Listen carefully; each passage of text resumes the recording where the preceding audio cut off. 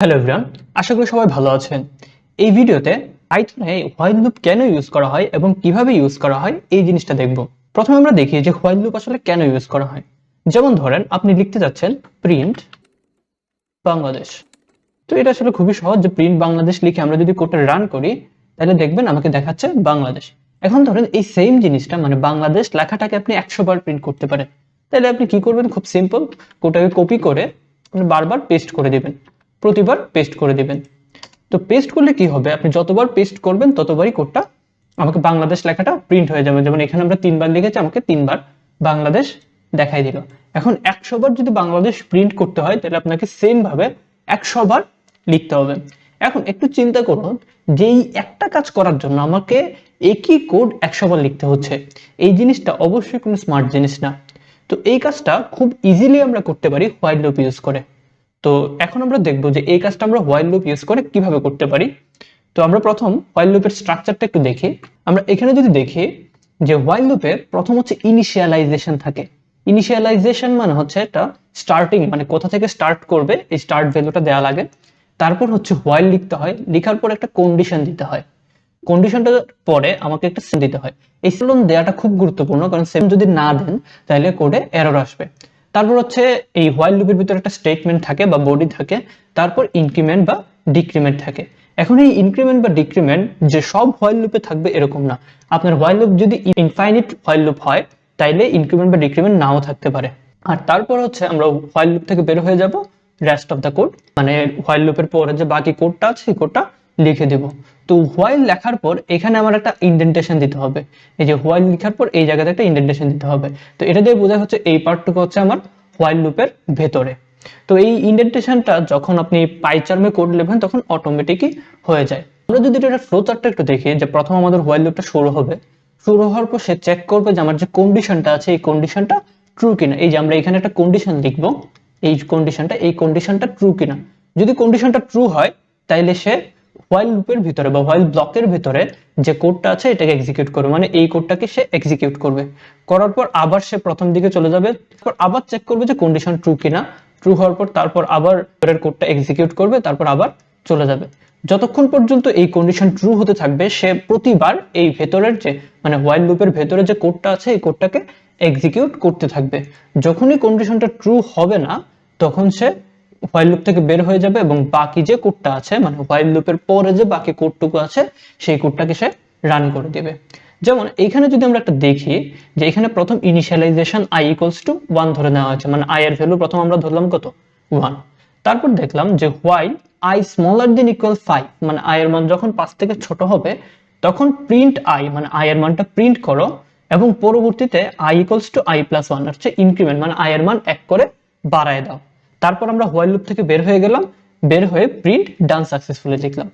এখন এই কোডটাকে যদি আমরা রান করি, রান করলে পাশের ছবির মতো মানে এই ছবির মতো একটা আউটপুট পাবো, যেমন 1 2 3 4 5 পাবো, তারপর হচ্ছে ডান সাকসেসফুলি। তাহলে এই কাজটা আসলে কিভাবে হলো একটু দেখি। প্রথম হচ্ছে i এর মান 1, তো হোয়াইল লুপের ভিতর আসলো, আসার পর সে চেক করবে যে 1 5 থেকে ছোট কিনা। তো আমরা জানি 1 এর মান 5 থেকে ছোট, তাহলে সে প্রিন্ট i মানে প্রিন্ট 1 করবে, মানে আমার 1টা প্রিন্ট হয়ে গেল।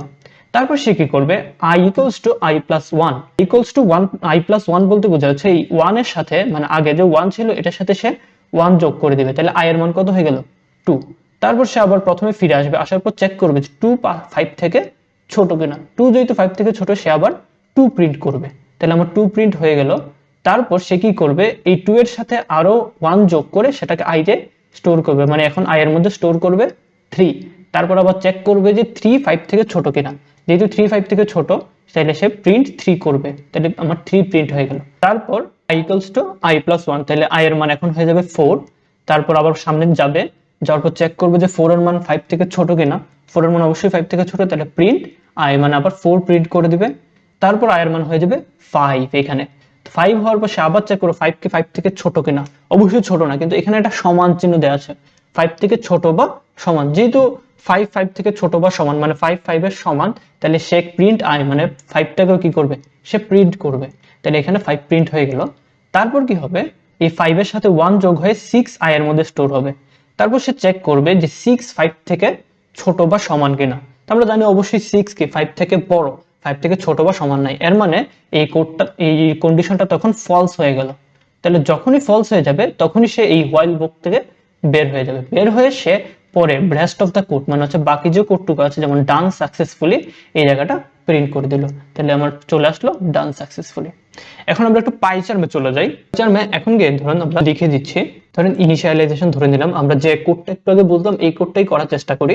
যেমন i ইকুয়ালস টু 1 ধরে নিলাম, তারপর আমরা হোয়াইল লুপ লিখে দেব, while i smaller than equal 5 লিখে একটা সেম দিতে হবে, প্রিন্ট করব i। তারপর হচ্ছে ইনক্রিমেন্ট বা ডিক্রিমেন্ট করতে হবে, তাহলে আমরা i equals to i plus 1 করে দিলাম। এখন হচ্ছে আমরা হোয়াইল ব্লক থেকে বের হয়ে যাবো, এই জন্য ইন্ডেন্টেশনটা সরাই দিলাম, দিয়ে লিখলাম হচ্ছে প্রিন্ট ডান সাকসেসফুল। ওকে, এখন যদি আমরা কোডটা রান করি তাহলে দেখি কি হয়। দেখুন আমার চলে আসছে কি যে 1 2 3 4 ডান সাকসেসফুলি। এখন এই যে একটু আগে দেখলাম যে আমরা 100 বার বাংলাদেশ লেখাটাকে প্রিন্ট করতে যাচ্ছি, তাহলে কিভাবে করব দেখেন, এখানে জাস্ট প্রিন্ট i এর জায়গায় আমি লিখে দিব প্রিন্ট বাংলাদেশ। আর যেহেতু 100 বার প্রিন্ট করতে যাচ্ছি তাহলে আমরা লিখে দিব i স্মলার দেন 100 মানে 100 ছোট যতক্ষণ পর্যন্ত হবে, স্মলার দেন ইকুয়াল 100 মানে 100 থেকে ছোট বা সমান যতক্ষণ পর্যন্ত হবে সে ততবার বাংলাদেশ লেখাটাকে প্রিন্ট করবে। এখন যদি আমরা কোডটা রান করি তাহলে দেখুন আমার বাংলাদেশ লেখাটা 100 বার প্রিন্ট হয়ে গেছে।